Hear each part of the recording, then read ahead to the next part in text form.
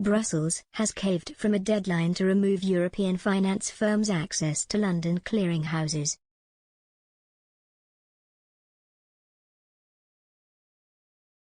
European Commissioner for Financial Services, Mairead McGuinness announced the extension, saying it will avoid any short-term cliff edge effects.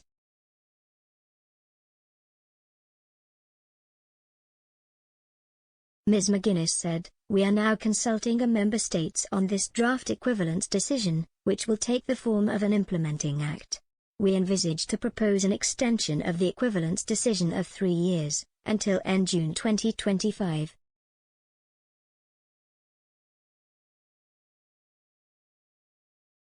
The expansion of the deadline means that banks, brokers, and fund managers in Europe will be able to use UK clearinghouses for double the initial period Brussels announced after Britain left the single market at the end of 2020, which was due to end in June.